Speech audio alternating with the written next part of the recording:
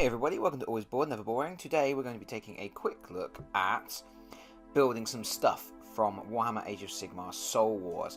And I say we're going to take a quick look because it's absolutely boiling in here, and I've just switched my fan off so that I can film, and I'm worried that if I take too long about it, these sprues may melt. It is that blooming hot.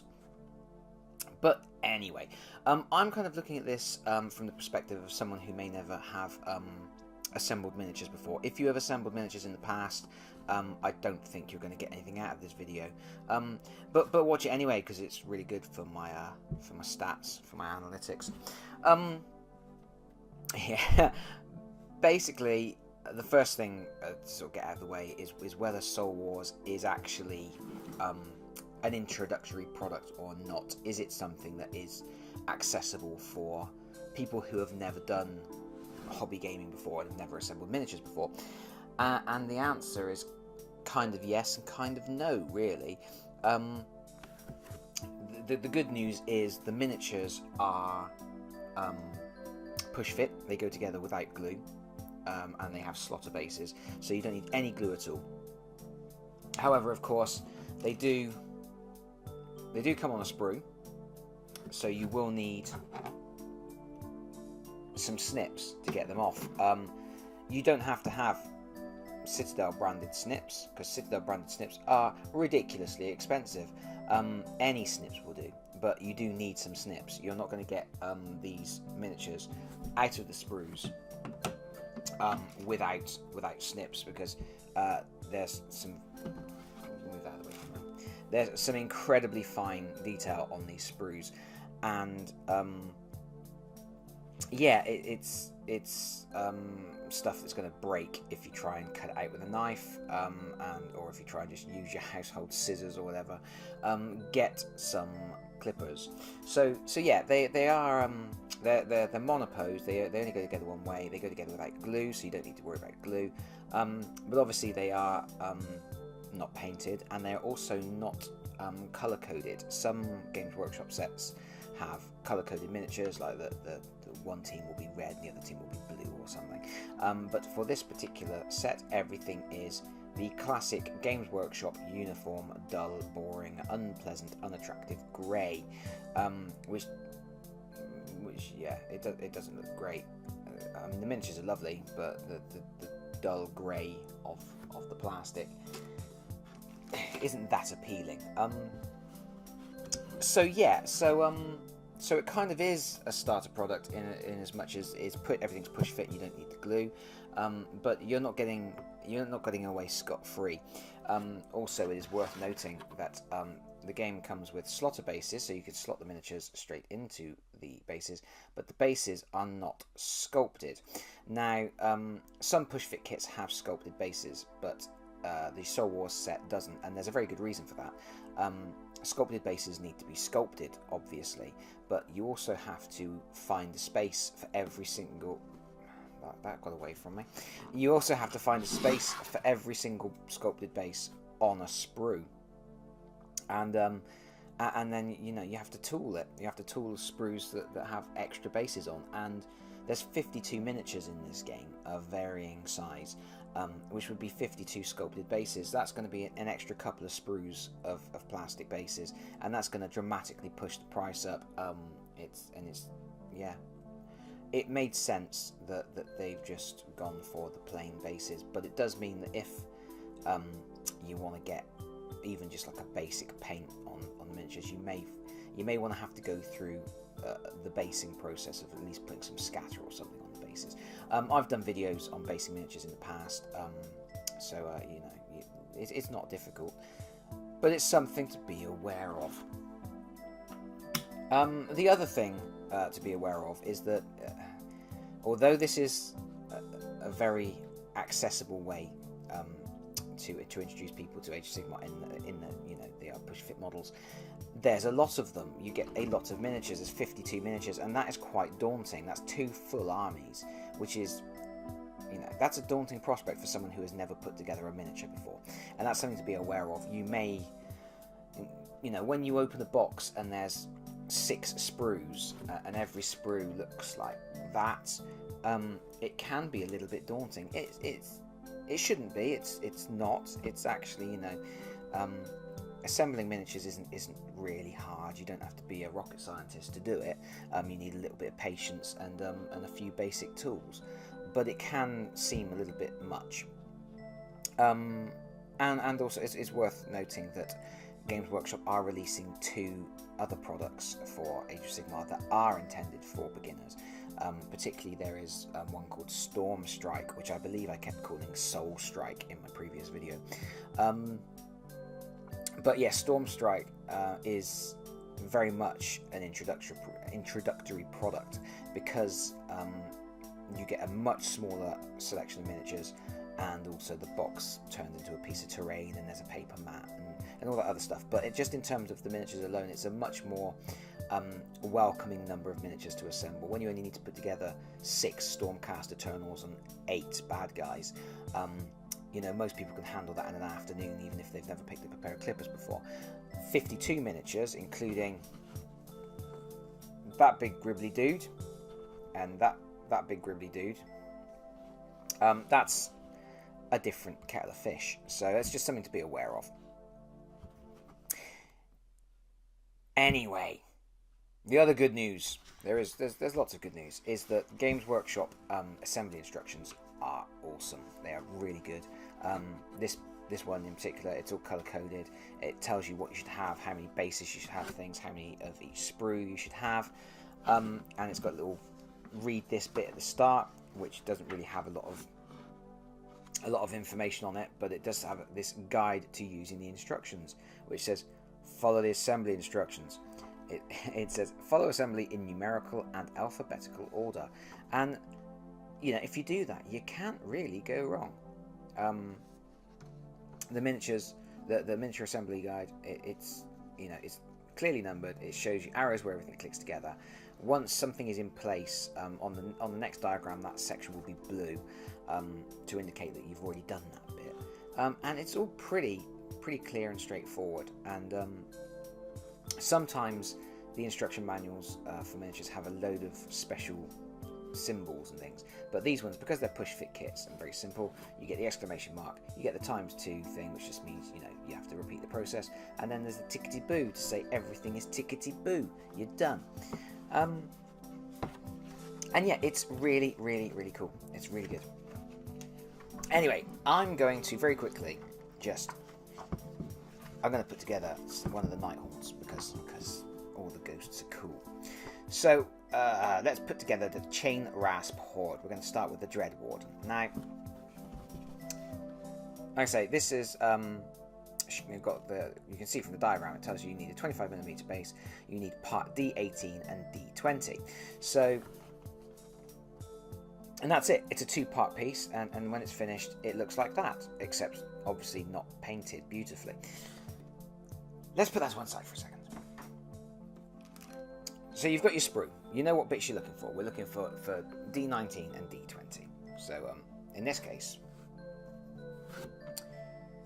here is D18 with the big spiky thingy. Did I just say D19? I'm like a sieve. Yeah, we're looking for D18 and D20. So yeah, this is part D18 with the candelabra thing. And then we also need D20. So we need to look, and here is D20. And you can see that each part on the sprue has got a little embossed number.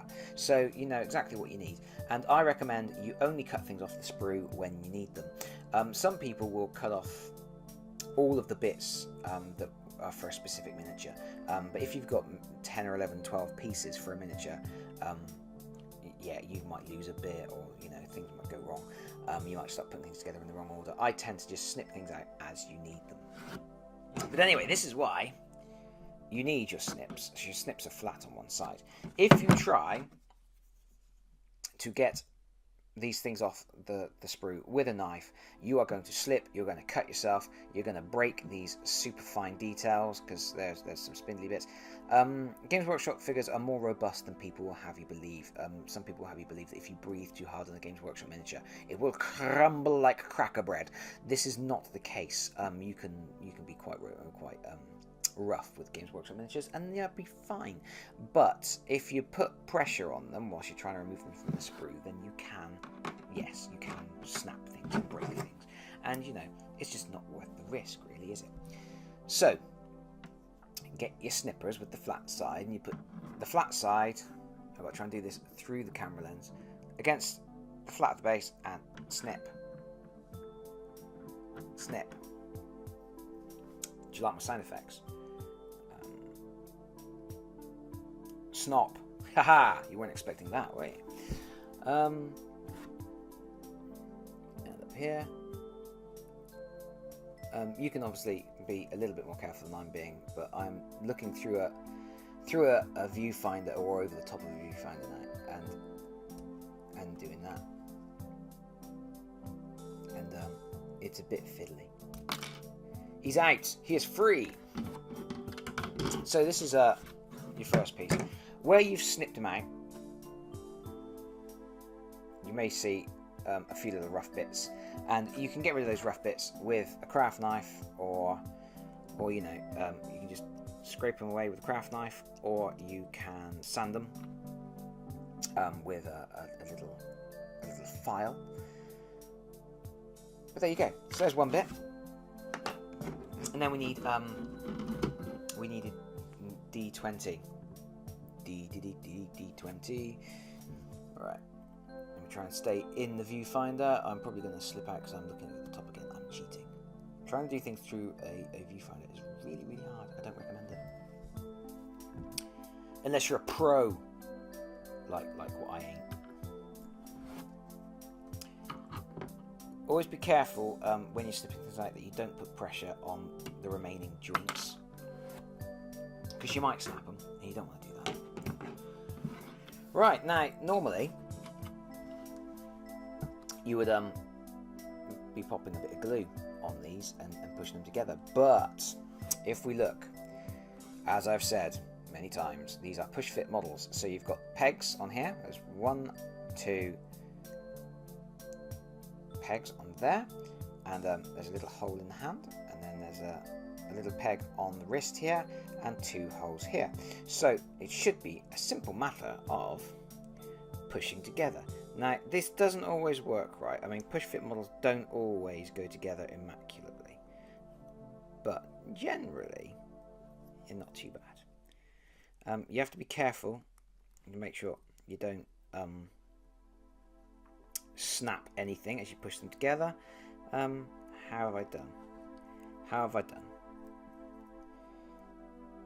Go together. You won't go together. It's a bad example, isn't it? Yeah, he's not gone together very well at all. I don't know. I mean, I think I might have needed to file it a little bit there to get it to sit flush a little bit. But there you go. He is together. And that's a bad example, isn't it? Because yeah, that's quite an obvious gap. I would use.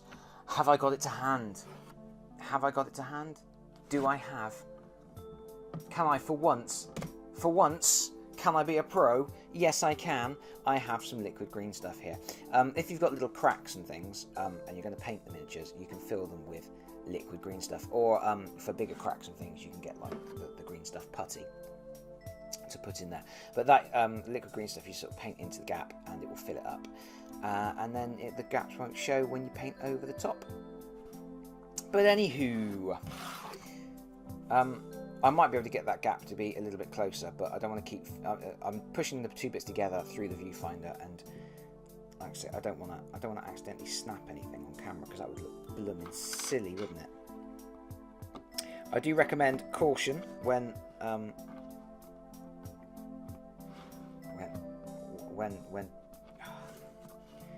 trying to put them into the slotter bases, because again, the Nighthaunts are very spindly. And right, jump cut. So I was just thinking to myself, wouldn't it be really, really embarrassing if somebody put together a video to show how to assemble an Age of Sigmar miniature, and it all went disastrously wrong, and the miniature kept falling apart, and the person doing it looked like a complete asshat? That would have been awful, wouldn't it? Luckily, that didn't happen here. As you can see, this miniature has gone together seamlessly. And what a lovely miniature he is. I will be honest. I did a little bit of trimming just up there, the nub that was left over from cutting, and he's gone together a little bit better than before, but he still has quite a visible join line.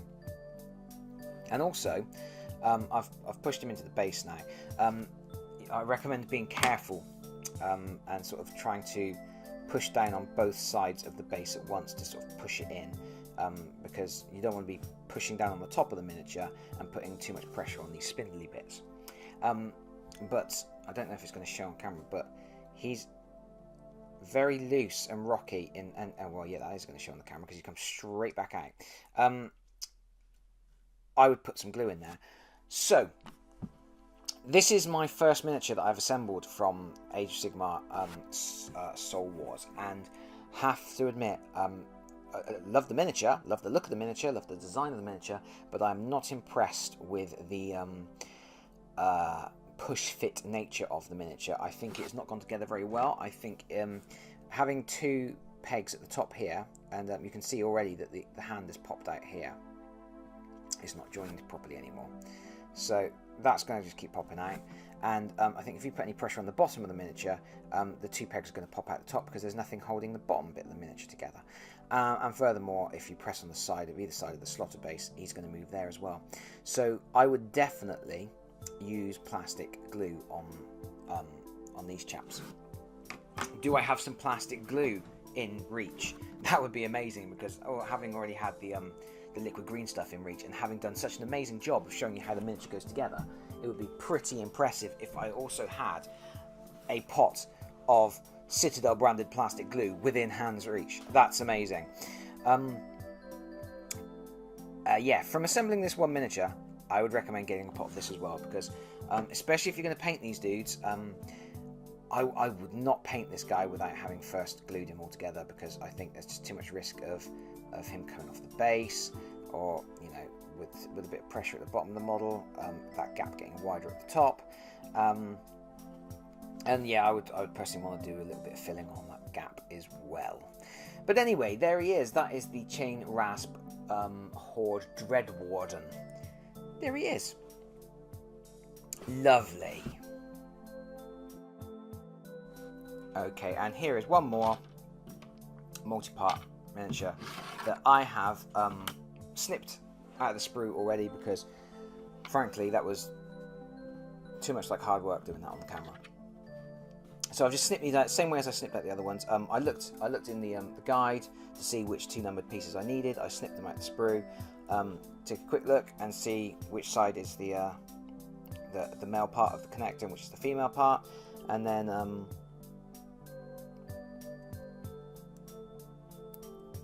try and line them up, all fingers and thumbs, trying to look through the viewfinder again. Go on. You know you want to go in there.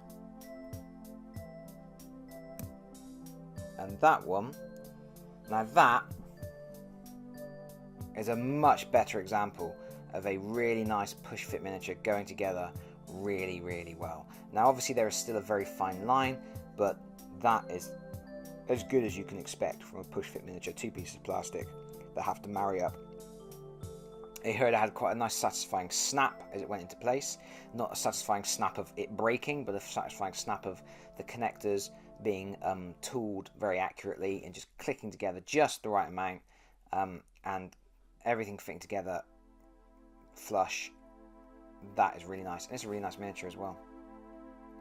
Yeah, it's a problem shooting Games Workshop miniatures because they have this dark plastic and sometimes the details don't come out very well. But one of the things about these miniatures that I really like is not so much they don't have a lot of the detailing that Games Workshop is known for, but they have this really sort of lovely fluid motion to them. Really, really nice. Will he go in the base as well? Nice and easily. Again, I'm pushing. You see how I'm pushing on both sides? That's because he's only attached this end, and you don't want to put too much pressure on that central part of the miniature there. And he's gone on. Again, he's got a slightly wonky, seesawy sort of emotion in the ocean. So again, I've managed to get him in there a bit better.